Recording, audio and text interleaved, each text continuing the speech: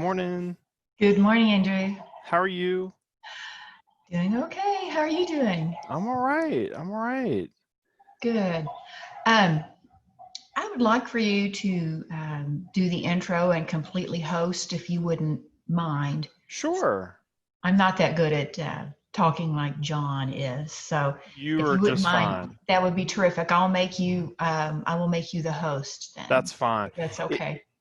the only thing that might be helpful is that if you were to just make me a co-host, the Okay. only just because I noticed that last week there was a few folks that came in a little late, and because we had already started the present. Well, actually, you know what? Don't worry about it. Susan is starting this morning, so as she's doing the intro, I can keep my eyes on some stragglers. Okay. So she's going to start. Okay. Yeah, so she's going to start, and then I'm doing kind of a middle section, and then she's doing. So actually, don't worry about it. You can go Okay, ahead and make. I've got you and I've got worship times. Should I do unmute both or You can go is ahead and make she both of worship those times? host, Okay, because I'm signed in at my location, and then Susan's probably just not updated the name on her sign in, and so if you want to make both of us hosts, that's great. okay.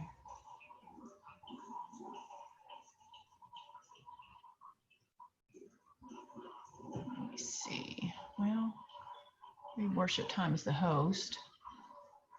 Well, who? Let's see.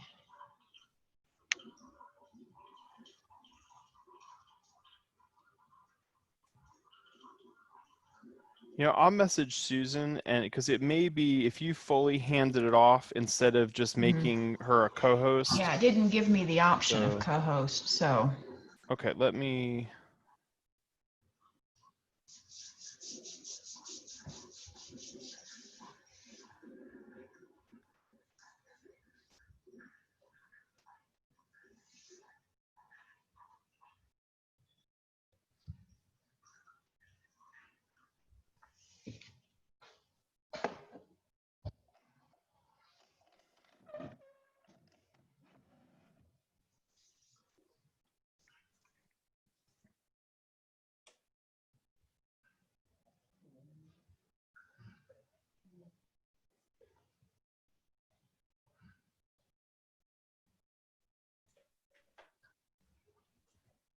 You have to make sure we record also.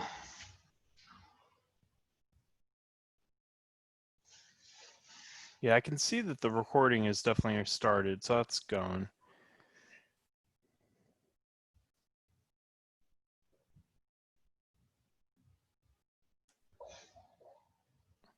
Yeah, Susan might have gotten signed in and then stepped away because they've got.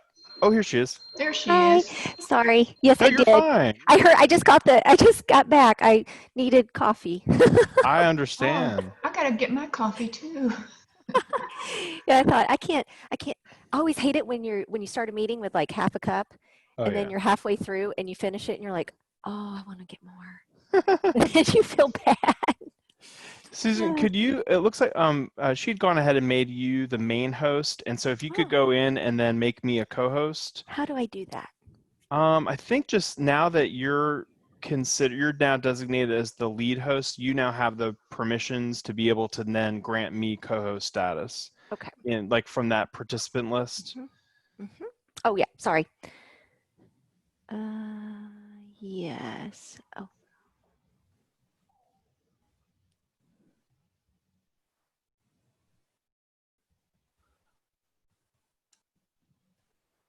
well, it doesn't allow me to make you a co-host, Oh, weird. just a full host. Huh.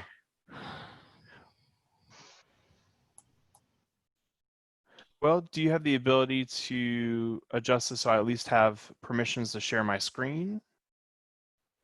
Just so that when that time comes, we don't have to flip hosting status. That would Yes. be that'd be slightly annoying.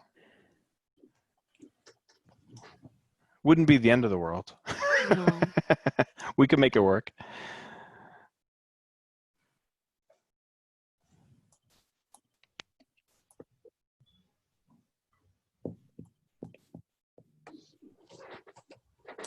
I tell you, I cannot get used to this Texas I'm not in Texas often with our family in the summer. Usually, it's the traditional kind of Christmas, New Year's, or Thanksgiving.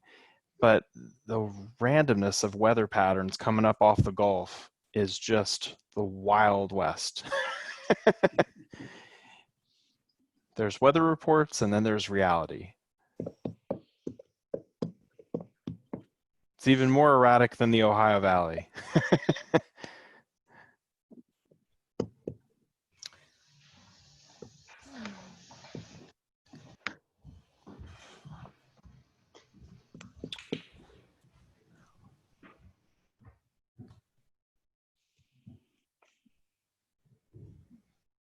Oh, whatever you did, I think worked because all of a sudden the share screen button popped up. Great, great. Okay.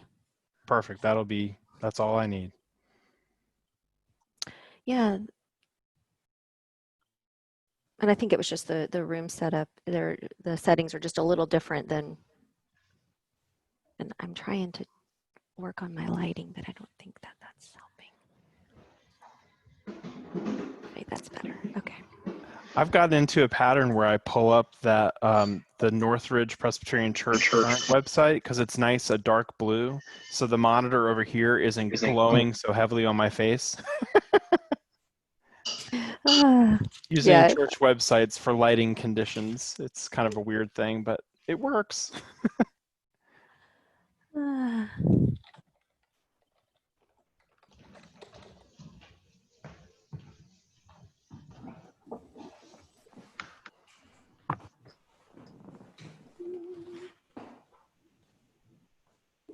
John, you dyed your hair.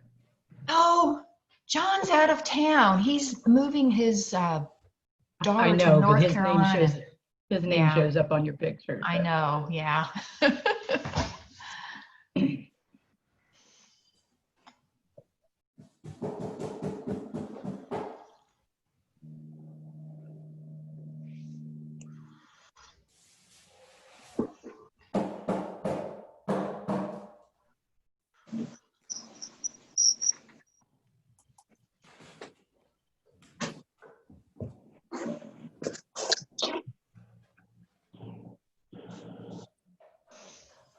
All right.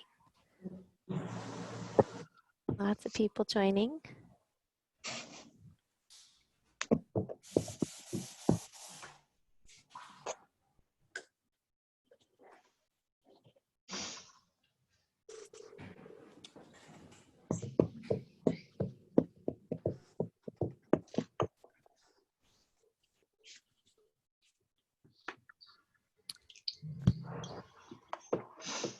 Good morning. Morning. Morning, Morning. Red.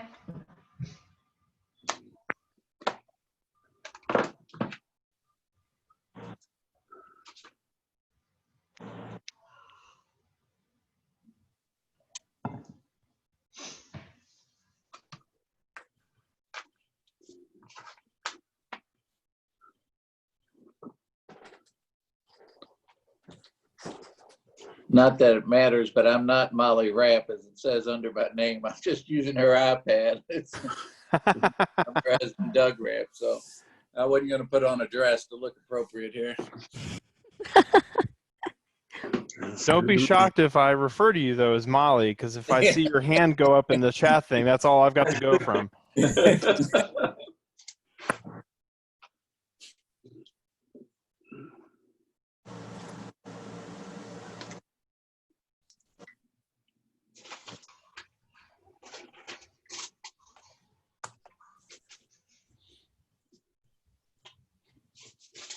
Funny, I'm having flashbacks. One of the very first video conference things I ever participated in, like 15 years ago, there was a participant whose name was listed as Carrie. Oh, actually, it must have been even longer than that. But at the time, I had never actually met a Carrie that was a male. And so I just assumed that I embarrassed myself absolutely in that moment because I was like, so if everyone could update their names to be their actual names, and everyone was like, okay, yeah, we're done. And I'm like, this one still seems off. So I private messaged them and they're like, no, my name is Carrie. And I was just horrified. I mean, it just was one of those things, you know? Not Hey, not cool. Kim was a chair of a PNC, and I assumed it was a woman until I met them off the plane, and he was a man. I'm so glad I did not. Most of my stuff must have not have been that gender specific. That's right. It happens. I guess I've accidentally gone up to a mother and child and said, "Oh, she's so cute," and they're like, "No, it's a him." Vice versa. I'm like, okay, sorry.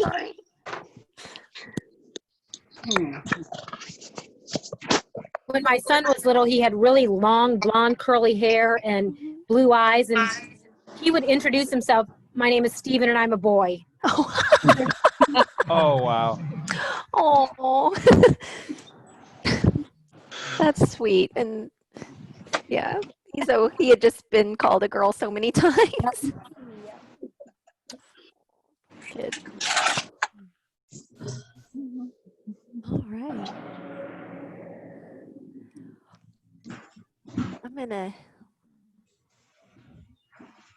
All right, so we still have a few participants coming in. So I know when I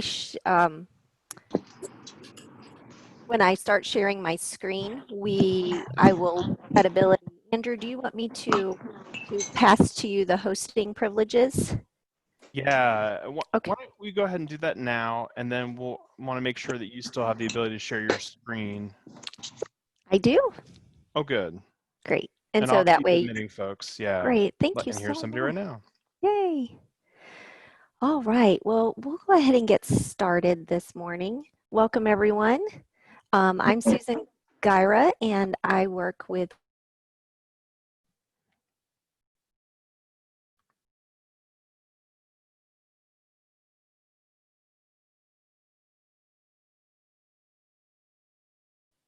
Oh, I'm sorry, I was muted the whole time. I apologize. When I changed hosting privileges, it muted me. So just want to welcome you all. Thank you for being here. It's a pleasure to spend time with you this morning. My name's Susan Gyra, and I work with Worship Times. And I'm also a Presbyterian. And I'd like Andrew to introduce himself just briefly, and then we'll dive in. Yeah, it's wonderful to be with you all again. And for those of you that are new, I'm Andrew Yeager Buckley, and I'm also part of the Worship Time staff and also a member of Central Presbyterian Church in Louisville, which is kind of one of the unique connecting points to being with you all as an extension of the local family. So good to be with you again. So today we're going to be talking about creating our team, volunteers, equipping our team, and just doing some resource sharing and brainstorming. So that's a very quick overview of what we're going to be discussing today. So I'm going to get us started off with a little prayer. And I've put it up on the screen. You're welcome to read along with me or bow your head. Let us pray. God, help us listen intently for what you're asking us to do and plan realistically for what we can accomplish. Amen. And that prayer was taken from Wheaton College. Just wanted to make sure I did proper citation there. All right. So let's talk about creating our team. So before we even talk about who we need on our worship planning team, we need to start with the bigger picture. What are we going to do? And I know over the last 2 weeks, we talked about the plan, the worship plan, devising a plan, what things we needed to consider, things that we did before COVID and things that we need to continue as part of our faith community and being authentic to who we are. And then Andrew last week led everyone through specific tools that can help us accomplish our plan.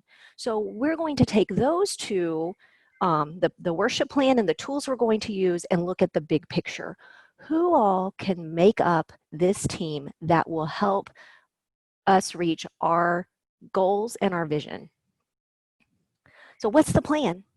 Would anyone like to share anything that you have implemented over the last 2 weeks or that you are looking to implement? or maybe something you thought of back in May or April or even early March, and you're like, all right, now we feel ready to implement it into our plan. Would anyone like to share?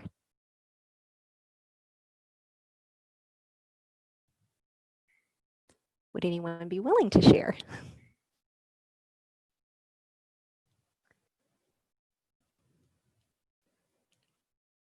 Okay, I'll use an example from my own congregation. We're Germantown Presbyterian Church in Germantown, Tennessee, and we have, and I shared this 2 weeks ago, we have gone through 3 different worship plans since the beginning. We started with recordings, with staff recording at home or their office, and compiling a video.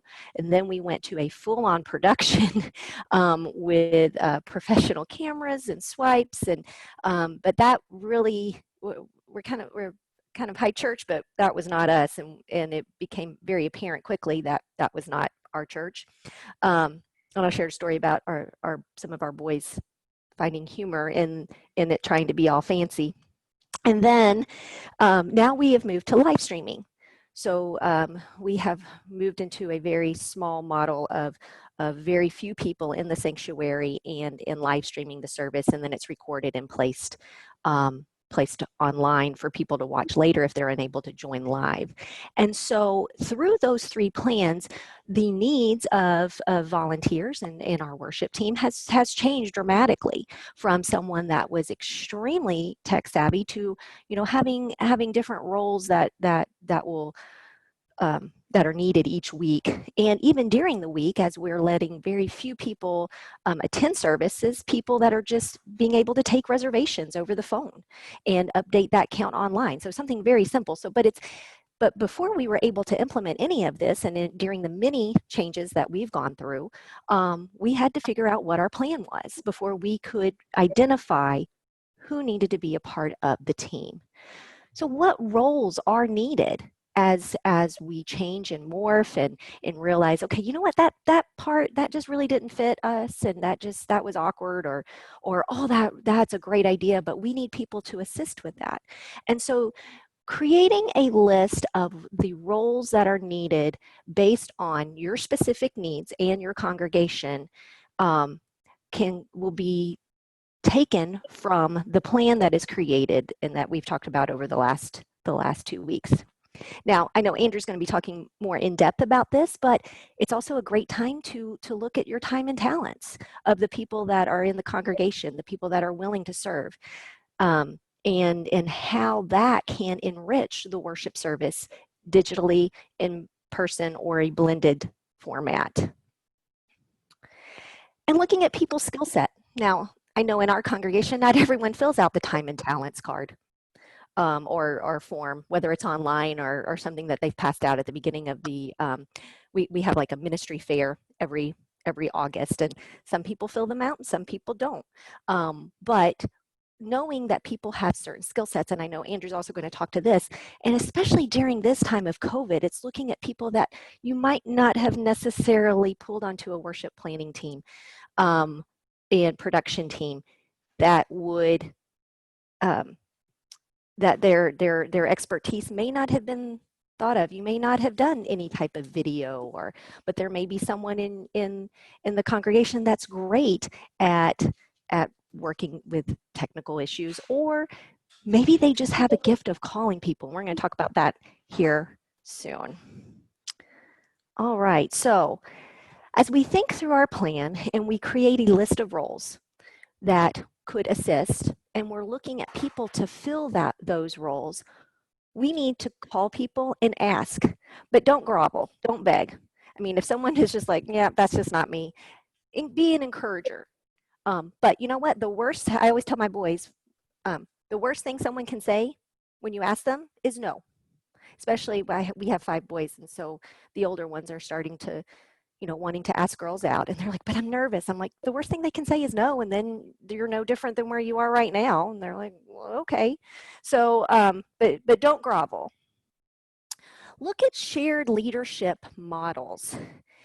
We're gonna talk just briefly about this. Even the largest of churches rely heavily on volunteers. You can look at churches that may have staffs of 20 plus, but if you look at their rosters for volunteers in various areas of the church, and particularly worship, probably about 90% of those are volunteers. They're not staff. So it does take the congregation, the work of the congregation, in order to create a worship experience. But it's okay. I know that the 2 weeks ago, and Andrew relayed last week, that some people are like, well, I'm the only one. It all relies on me. But it doesn't have to. Going back to point number 1, call people, ask for help. And it's okay to be vulnerable in this point. We can't do this just with the staff.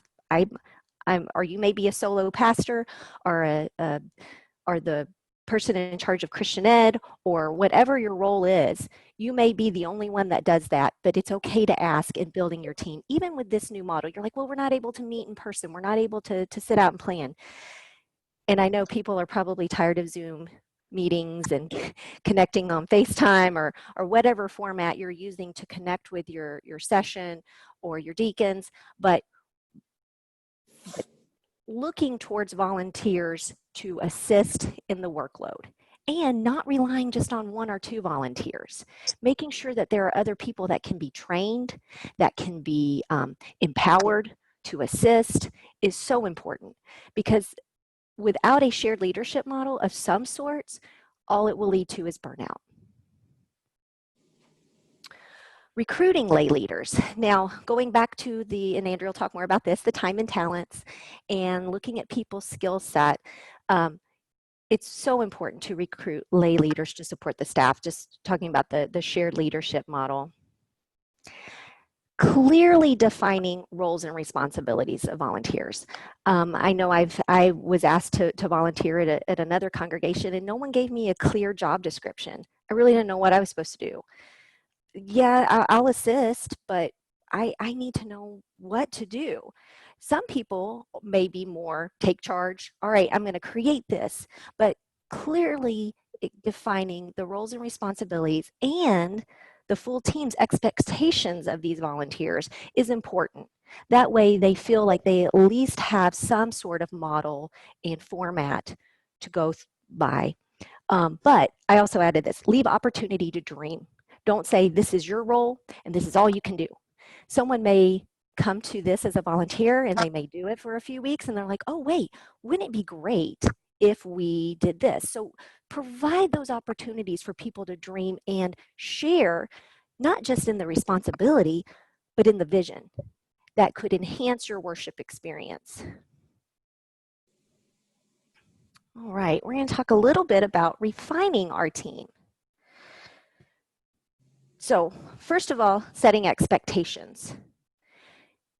If we set clear expectations in going back to roles and responsibilities, and giving opportunities to dream, but setting expectations for the people that we are asking to volunteer and to give of their time, will help them understand more clearly the vision and goal of the congregation during this time, whether it's online, in person, or some type of blended services. And then it's good to review. And this is good in any type of plan, to say, okay, what worked and what didn't work, and to have hard conversations.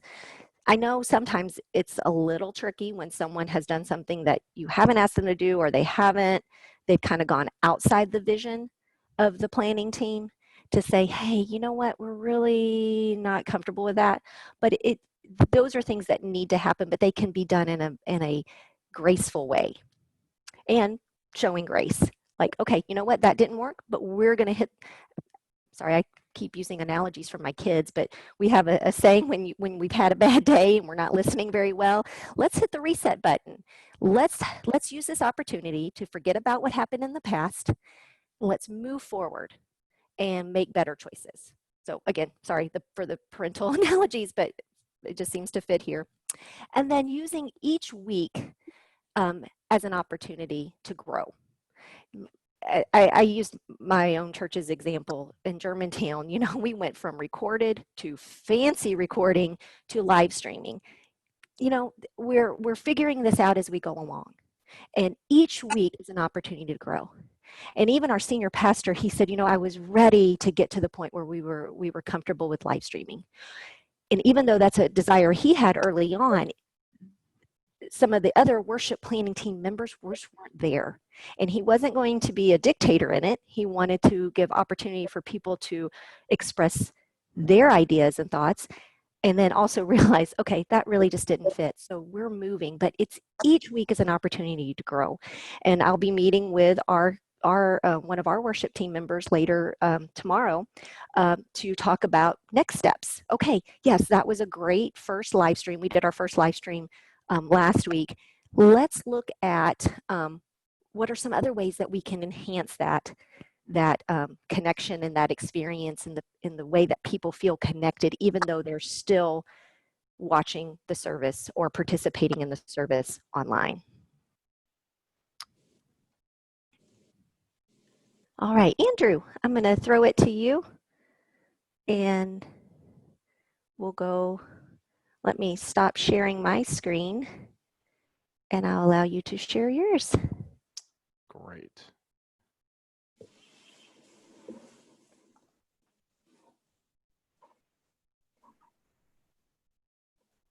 All right. So the need for your church's mission and ministry and outreach has increased significantly in the last few months, and we're no longer just talking about COVID-19.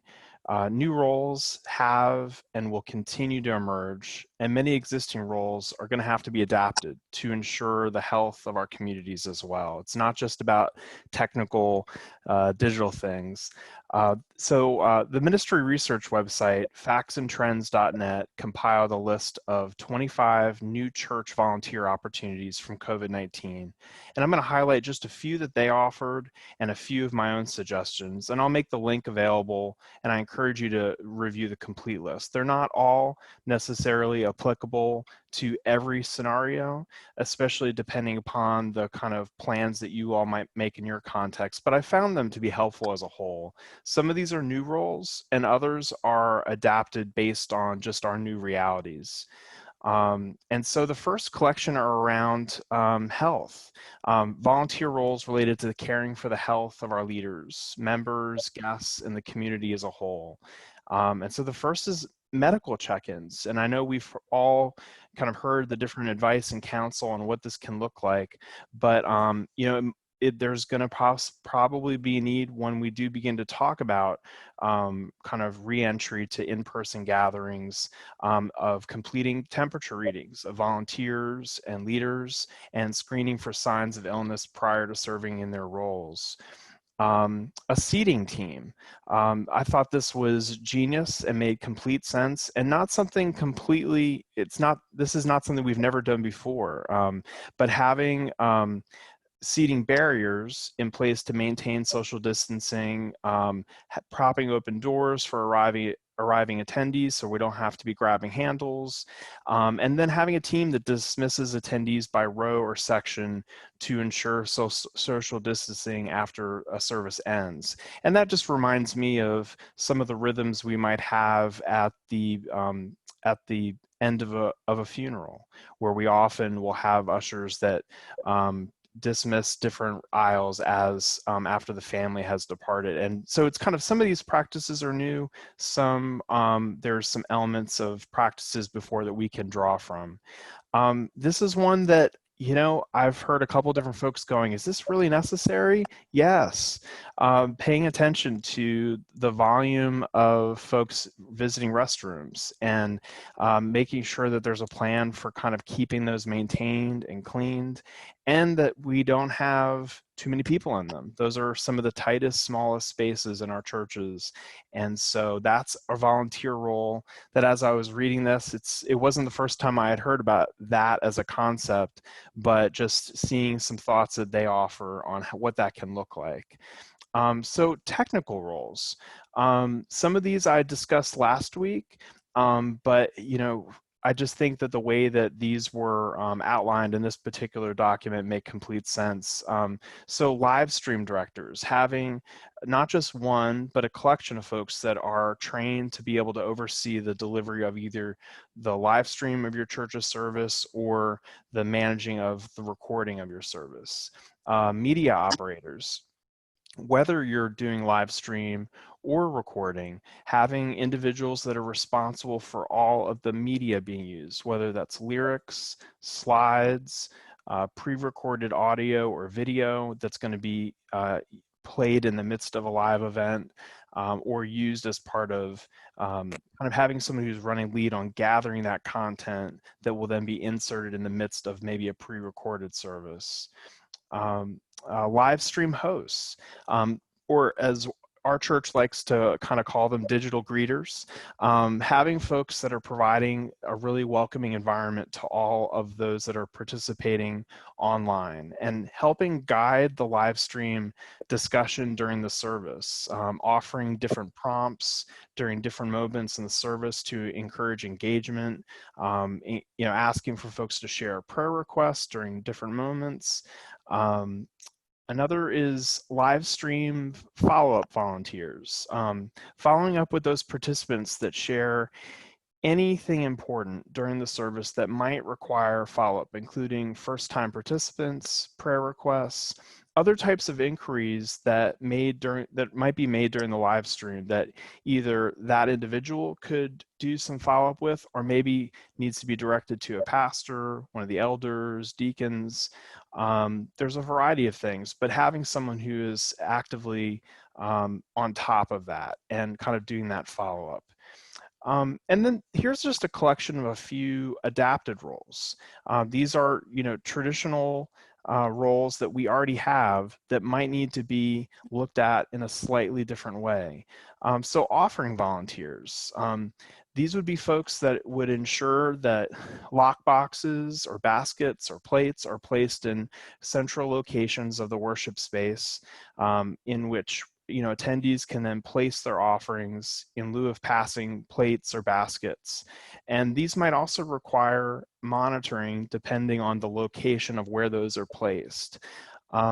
Your parking team, for those of us that have larger open parking lots that, especially, our church has one that sometimes we need to have some extra attention because there are folks that are kind of parking for neighboring businesses. But, ensuring that having some folks paying attention, one of the advices that I've heard a couple of different places is having cones that are used to block off every other space in the parking lot so that we kind of maintain social distancing in the parking lot. Greeting and having those folks also just have in their mindset that they're also a greeter, that even from the parking lot, it's that first contact with an extension of the church leadership. And so greeting attendees as they arrive. Entry teams or greeters, once again, this is kind of connected to earlier, but these would, beyond just welcoming folks, also they would take the lead on kind of propping doors open for guests and members as they arrive, being in the lobby and entryway, greeting attendees as they arrive. But once again, it's having those doors already propped open.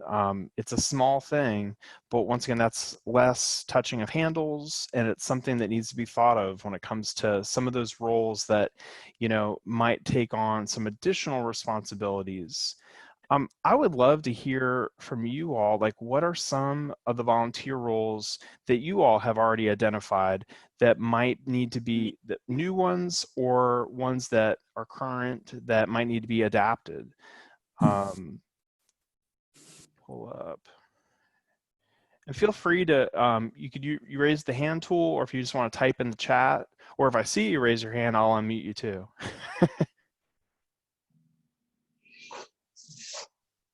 Oh, Dorothy, there you go. You can go ahead and unmute yourself. That's just, Dorothy is not really my name. That's Oh. my name. Anyway, I'm Jenny. Okay, hi. The organist at Bardstown Road Presbyterian Church. Oh, great. One of the things that we have to do to make sure we have someone to operate our elevator. because we do have a couple of people that are handicapped and definitely the elevator. So we have an entrance that will be left open for them, and then they come right in and then they can go up the elevator. But it's the kind of elevator that, so you need somebody downstairs and then somebody upstairs to open the door when it's done. So that's a role that, you know, that we have to have as a functioning Yeah. there. We've actually already got our sanctuary set up for the every other row and the distance and stuff. We are very lucky to have Doug Ray, who is here somewhere, who has done a lot of work to get us ready to open on July 12th. That's great. So, That's great. but we need lots of volunteers. You're right. Yeah. Does anyone else have any thoughts on just some roles that have popped up when it comes to new roles, or ones that you've been thinking about how they might need to be adapted?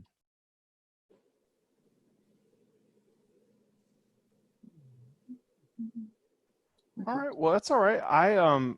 This is let me just pop these back up. These this is just this moment in the life of the church. We have a really unique opportunity to increase the quantity of volunteers serving in leadership roles and just overall participation.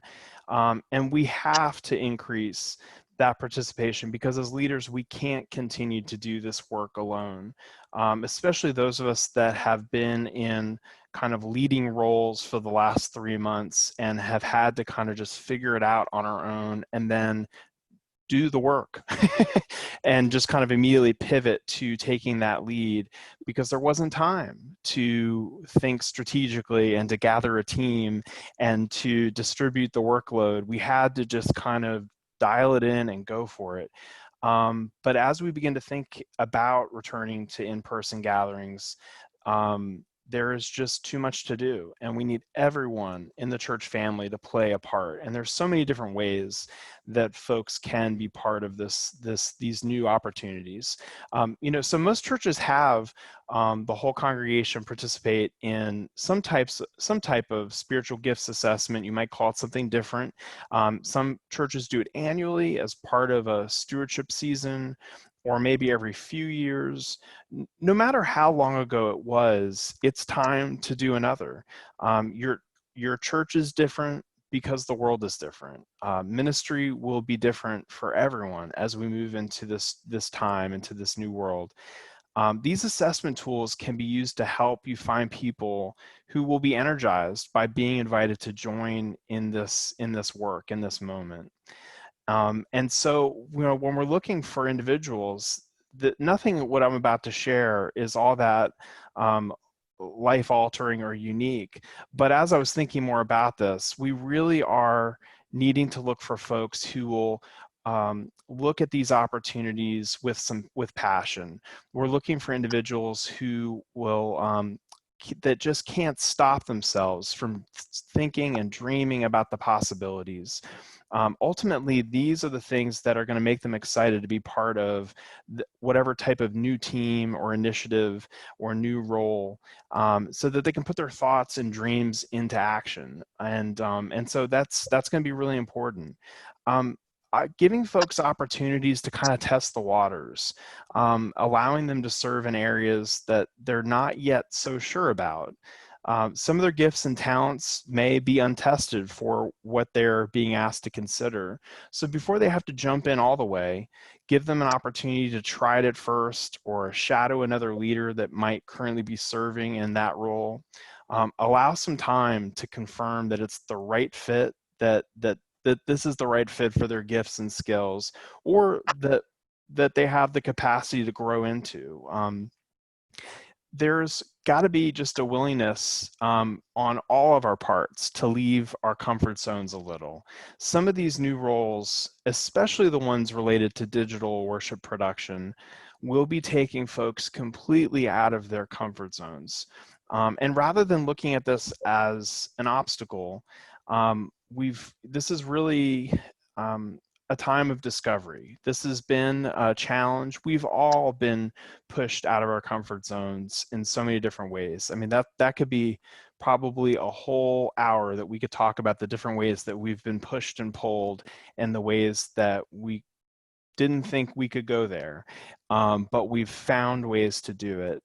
And so this is, we're asking folks to take a risk and to go on a journey with us. And some of the new roles or the adapted roles won't be as much of a push, but others will be. The invitation will come to consider whatever that role is, and for some it'll feel so far from their gifts and skills, but there's going to be a need for us all to kind of take this leap together. And so the next piece I wanted to talk about is, I've laid out just kind of a few examples of some of the new roles that might exist, some of the past roles that might need to be adapted. And I just want to spend a few moments on highlighting a few of the ways that we should consider how can we blend some of these in-person roles, traditional roles that we've had for volunteers with the digital needs. I've highlighted a number of them earlier, but the goal would be in time to find a way to blend these into one position or team. We don't want to get caught creating too many duplications of efforts for one role for the traditional way it was done, and now there'd be a completely different person or team that manages the digital duplicate of that. So an example would be for how we kind of respond to first-time guests and what is our follow-up process. So an example would be, traditionally most churches have some type of friendship pad that's passed, and there's some sort of plan for how we follow up. Sometimes it's a pastor, sometimes it's a deacon that follows up with those guests, sending them a letter or an email. What does it look like for our live stream first-time participants? So maybe that's something that could be fused together and blended together, where the same team that has had that practice of following up with first-time guests in person would also be combined with those that are first-time visitors through the live stream. Greeters, one of your kind of in-person greeters that serves in that capacity as folks arrive could also be assigned on a rotating basis to, as soon as worship begins, they could also then serve as the digital greeter in the live stream.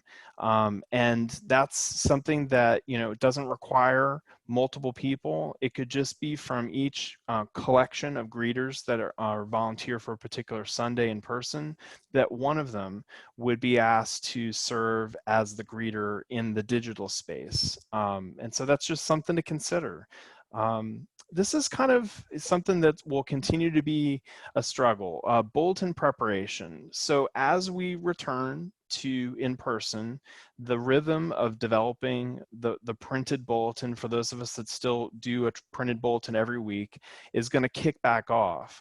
But how do we think about the production of that bulletin so that the content can easily be shared with those connecting through the live stream? And it's something that you really want to think about, because we don't want to be creating a whole, I would not encourage the creation of two parallel bulletins that you're developing for these two different worlds. How can you prepare the information that's going to be inserted into the bulletin in a way that it can easily then be shared in both environments? And so we're not, once again, this kind of goes back to the concept of this blending of in-person kind of needs with digital needs, is also about thinking about efficiencies and making sure that we're not setting up kind of two siloed worlds of the digital team and the in-person team. There will definitely be times and needs where those have to be separate because the needs are just so drastically different. But there's a lot of moments like these where it doesn't need to be. And so I would love to, just before I wrap up this section, hand off to Susan, have you all had thoughts about some of these potential blending of roles and how what that could look like. I would love to just hear from anyone who's kind of begun to have thoughts on what are some of our go-to volunteers that we always tapped for these types of responsibilities that really we still need that, but here's how it could look also for the digital needs we have. Andrea, can I ask you a question? This is Doug, not Please. Molly. Yeah. Something that you just mentioned was something that I hadn't really thought of, but as we've done more and more, we happen to use Facebook Live. But we have grown with the amount of people watching it. But what's been interesting, I guess it's been several years now, I've put in electronic giving at the church. Yeah. But what we've seen is that an increase in visitors that are giving from watching the digital that have not been in a pew at Bardstown Road Church, which is a side effect. But why I bring that up is it also ties into your question and how we look, because I brought this up the other one of our earlier meetings. How do we go to those first time, people, because you really don't see them, and how are we going to reach out and continue that communication? Because I get a report from Vanco of the gift or whatnot, and you've got a name and whatnot, that we have a process in place to know that, that their gifts were received, and then we can follow that with an outreach in some form or another, because it's a little different because you don't physically see the person, and they're people we've never seen or met before. And it's nice that they still want to contribute to the church.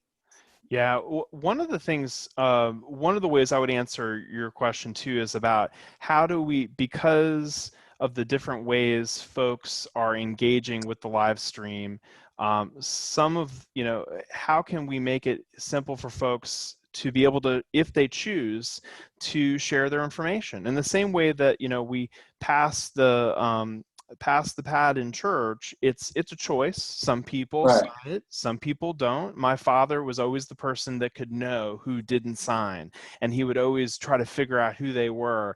And it was like a detective game for him. But the same thing with the digital environment. I've seen a couple of churches who have created a simple web form that they insert into the chat of their Facebook Live or YouTube Live, asking folks to fill out pretty much a digital version of that. Because the reality is that, not everybody uses Facebook Messenger. And so even if you were to privately reach out to someone, they may never respond because they may never see your note. It's not personal. But how can we kind of create a tool that invites people to opt in to say, I was here today and I'd love to learn more about your church, or I'd love to receive regular updates about future worship services or other events that you might be streaming. And I think that's become effective. It doesn't stop the fact that I know the first few weeks that we were streaming to Facebook, I found myself copying and pasting names of folks that I saw interacting in the feed that I didn't know. And it wasn't because we had any sort of strategic plan about this. I just was curious. I'm like, oh, who's that? Who's that? And in time, like, we began to figure out, some of the names were folks that were members of the church before I arrived almost 20 years ago and have just reconnected. And some are, folks that are family members that, have worshiped with us around the holidays. And, but yeah, I think thank goodness if somebody, like you mentioned, offers, makes some sort of contribution, you then have some contact information and a way to respond and thank them for their offering. But without that, it is tricky. But in some ways, it's the same issues with in person. Even in person, there are folks that would, they may sign, but they don't put their address. That would drive my father crazy. He's pulling out the phone book. I remember after church on Sundays, trying to look people up. But yeah, I think there's some things. That's a great example, kind of something we can adapt for. How can we have a tool that's simple but gives people the option to opt in in the same way by signing the friendship pad to say, yeah, I'd love to keep in touch. I'd love to continue to receive updates about what's happening in the church moving forward and specifically as a digital participant, you know, that might be something we think about of there's the general newsletter, but maybe there's a kind of a sub list of folks that just want to receive updates about digital offerings, whether it's Sunday school or worship or other gatherings. It's a wonderful opportunity. I was about to say problem, but it's not a problem. It's no different than the in-person. Yeah. You know, somebody puts All cash on the problems are offering all- plate and Yeah. they visit, but you don't have their name and you know they were there.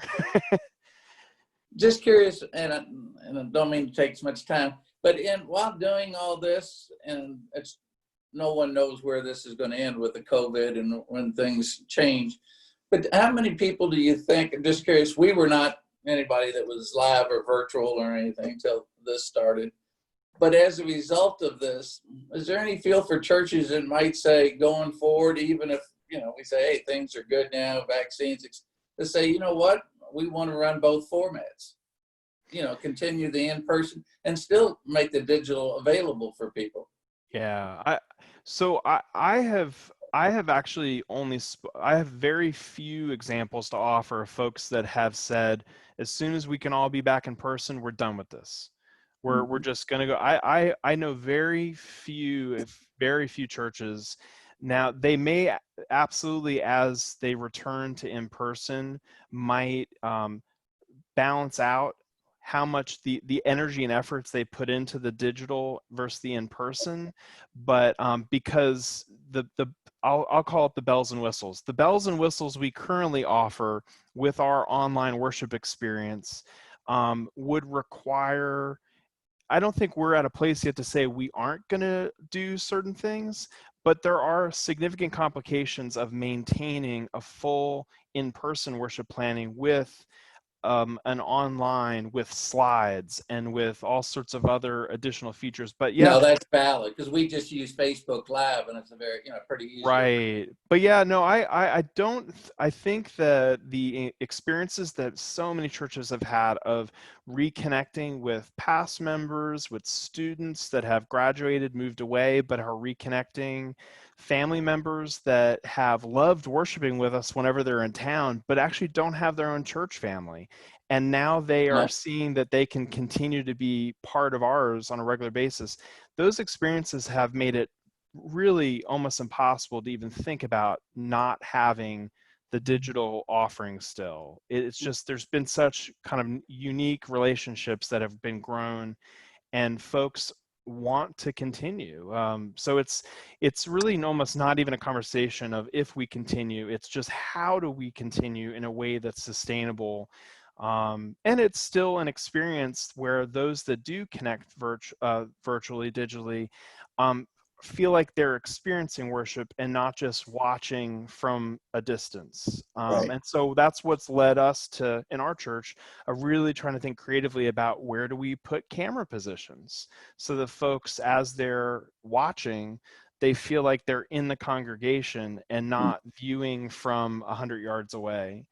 Okay, But thank yeah, you. it's a wonderful question. Thank you. Well, Susan, you want me to? Oh, can I say one thing? Sorry, this is Rhonda. Another thing to consider, I think, is communion. When you're blending, we've been doing parking lot services, and we have the little disposable communion kits. But rather than even, we can't pass them, and rather than having people get them, and we're a very tiny congregation, so this is possible. But one of our elders loves to ride her bicycle, and she goes around and delivers them to people's doorsteps. And I live 20 miles from, I live about 17 miles from the church, and she actually rode from Prospect over to Jeffersonville, Indiana on her bike and back anyway to leave a communion thing for me. But all that being said, if that's easy to do if you're in person, but I think there needs to be some kind of some volunteer who's responsible to make sure that people know, hey, there's going to be communion, and either we're going to get you some elements there or you need to have things ready. Just as a reminder to people, because I think communion is still important even though we're not all together. So whatever works for your congregation. And we actually had an in-person communion in June, and I'm the minister of music. I was getting things set up, and I was all prepared for the whole congregation and their little kits. I totally forgot to have the bread for the minister and the cup. So make sure somebody's responsible for communion setup. It may not be the same person or people that have always done it, but Yeah. that's a real important thing to me. Yeah. No, that's wonderful. That's wonderful. All right, Susan, I'm going to go and hand back off to you. All right. Thank you. All right. And Rhonda, I thank you for sharing that. Actually, right before we joined, we manage a few congregations in ministries social media, and that was one thing I made sure is to remind everyone via social media, hey, don't forget this Sunday's Communion Sunday. They're not meeting in person until small numbers in next month in August, but yes, to remind people to have something prepared and something ready. So it's very important to remember the communion elements in whatever setup and model that you have. All right, let me move forward. We're going to talk about collaboration and this and also communication strategies, but how collaboration and the sharing of ideas and not just with your worship team or your technical team or whatever you're calling it at this point, but also relying on the knowledge and expertise of other congregations, whether it's in the presbytery, the synod, or the denomination. But let's talk a little bit about communication strategies, examples for the congregation. And Rhonda, it was a great segue into what we're going to talk about, is communicating those things to not only members of the congregation, but of the community. So I'm going to pull all these up real quick, and then we'll talk about them. These are right now some of the most popular methods of communicating and to your congregation and the people in the community. It was a great example of, there are people that are joining that haven't participated in a while, or maybe have moved away, or there are new people in the community that are looking for a place to worship and connect. But it's figuring out, I listed website, and I know that's kind of our bread and butter here, but website is a great central place for people to find information. What's frustrating is when you put one thing on Facebook, something else on Twitter, something else in the newsletter, but there's no central hub to gather information. And that is so important, especially in this time. I know I can go to our church website and I can get all the information I need. Now, I may see it on Facebook, I may see it on our Twitter account or Instagram.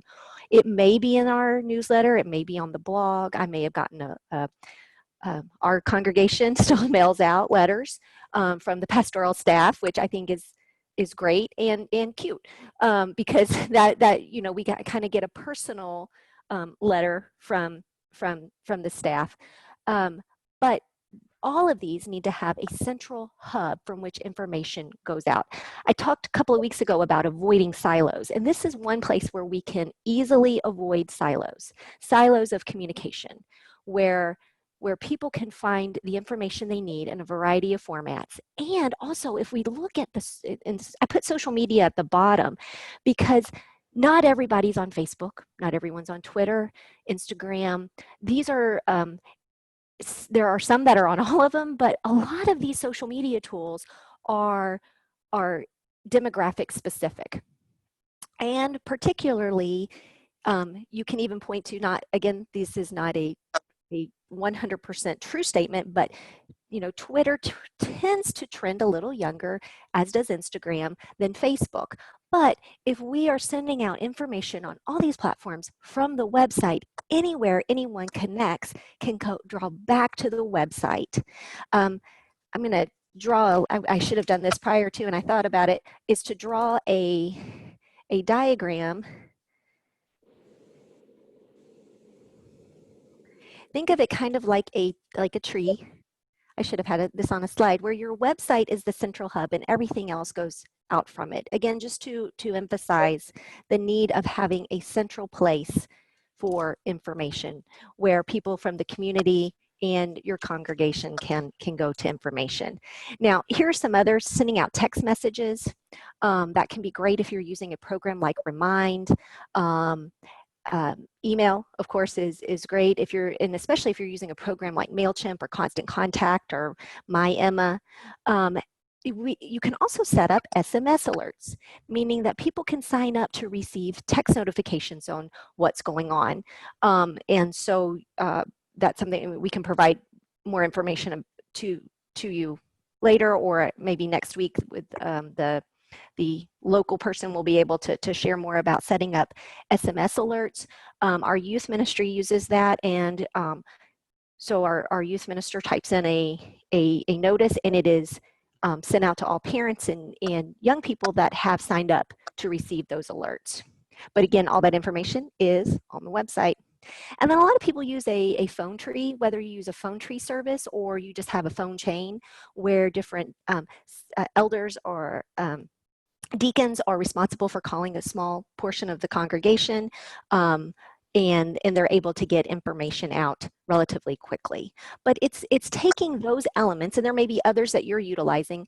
I did not put newsletter on here or our snail mail, but that should also be included for those that do not have internet or have poor internet services. But it's taking those elements to figure out what works best for your congregation in strengthening preparedness for information for online services, for how you're going to migrate to in-person, or blending the two. And then augmenting resources to meet needs and adaptations. Andrew talked a lot about different roles. There are services such as student programs, internships, where there are students that are working to get a degree either in communications, marketing, it could be video production, etc., that a church could offer an internship for these for students that can help them not only finish their academic career, but can give them real life experience in varied experiences in order to help the church or the ministry, and then also, but to give them real life experience in what it's like to work as a part of the worship and communications team. Or they may be seminary students that are looking for some or other type of certification programs that they're looking for in-church experience. And those could be paid or unpaid based on the arrangement that you work out, but that is one resource that could be utilized coming in the fall. All right, I'd love for us to share some of the resources that you have found that have been helpful, or they can be something that an article, a person, a resource from the denomination or a friend, a church down the road. Again, not wanting to compare what you're doing to what someone else is doing, but use this as a resource to enrich ideas or things that you're looking at planning for the future. Would anyone be willing to share?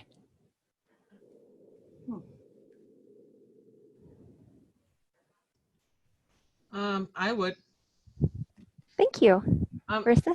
It's just an observation on like we were doing Facebook Live, and we are trying to do it still.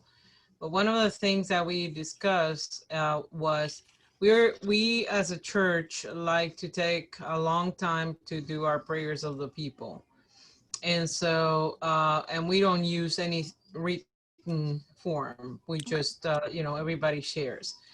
But what we talked about a week ago was, if we're doing that, then we need to be respectful of the privacy of people. First of all, letting them know from the get-go, this is going to be transmitted beyond our Zoom group, and people are going to be able to see it, so that you're aware when you're doing any type of comment or any personal prayer that this is going to be out there.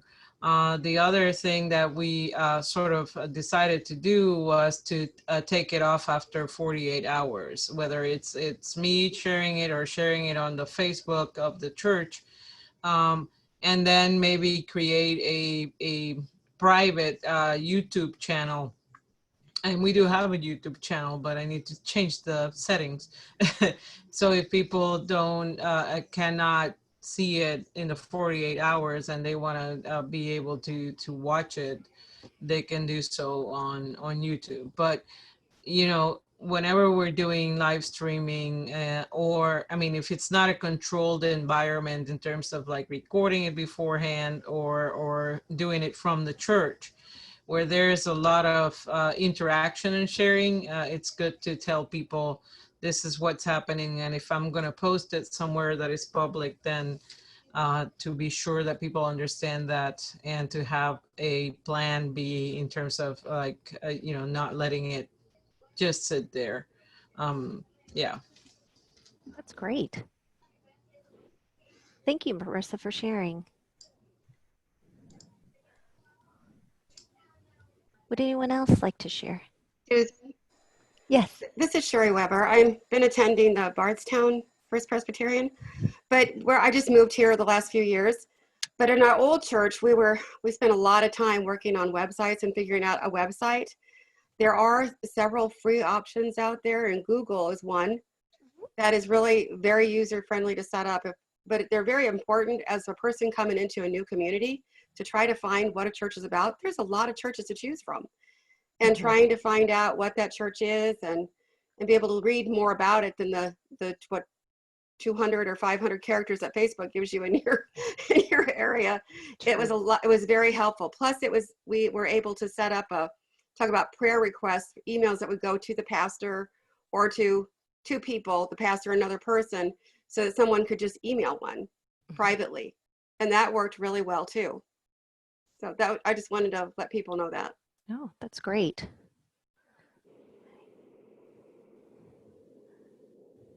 Thank you, Sherry. Would anyone else like to share? If I could share, we recently, actually, I guess it's been a while, but I've recently started trying harder to use a resource that's called faithlife.com. We started using it because I love the software to run our service on. It does the presentations and the music lyrics and all that kind of stuff, but they have a whole backbone of community that supports a lot of the communication channels that you've been discussing. It does the newsletters, and it actually has a website thing built into it, and all of that. So some parts of it are free and some aren't, but I've been pretty pleased with it. So that's great. Thank you, Adam. Uh-huh. Yeah, those tools that provide additional integrations are very helpful. Anyone else? I found recently an article from Sojourners, and actually Leighton Williams, Reverend Leighton Williams from Next Church, and she's also a pastor of a church in South Carolina, was featured in the article, and it was kind of like, oh, I know her.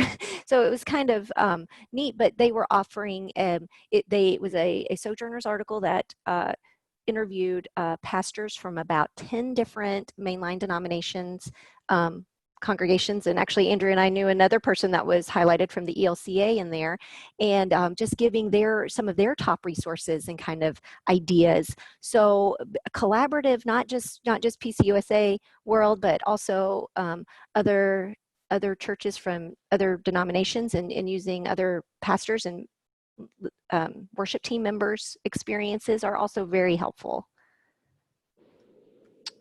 All right. We are getting close to our appointed time. Does anyone else have any questions, comments, anything else you would like to share?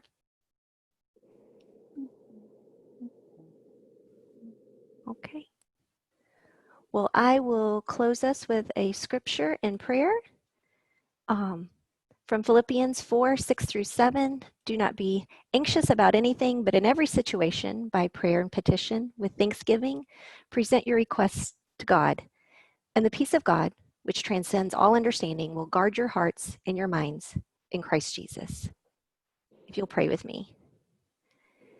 May we be reminded that in every situation, our prayers ground us in God's peace. We step forward in faith. God is with us, accompanying us on this unexpected journey. Amen. Amen. Amen. All right. We thank you for your time, and we're here if anyone wants to stay back for a minute or two and talk with me and Andrew. And Yeah. And I just posted in the chat a link to the article that I referenced during my portion with the kind of top 25 new roles and adapted roles. And then I also, a follow-up from last week, one of my favorite, I'm a little bit of a tech dork if you haven't already figured that out, and Wired Magazine is one of my favorite magazines. And it's, they just last week came out with kind of an update on recommended equipment for a podcasting or live streaming setup. And it's not necessarily the tools you should buy, but it's just an update. They always offer updates on gadgets, but they are very much focused around, in this article, around here's the best light that we recommend, web camera, microphone for your computer. It's very focused, but what I love is that they often take the approach of not looking for the most expensive, but what's a normal consumer price point with high quality. And that's what this list is. It's really well done and up to date based on kind of what's available today. So I just wanted to share that as well. It's in the chat. Thank you. Yeah. Yep. all right. Anyone else? Thank you for your time. Enjoyed it. Thank you all so much for participating. Thank you. Well, I'm going to go ahead and shut off the recording and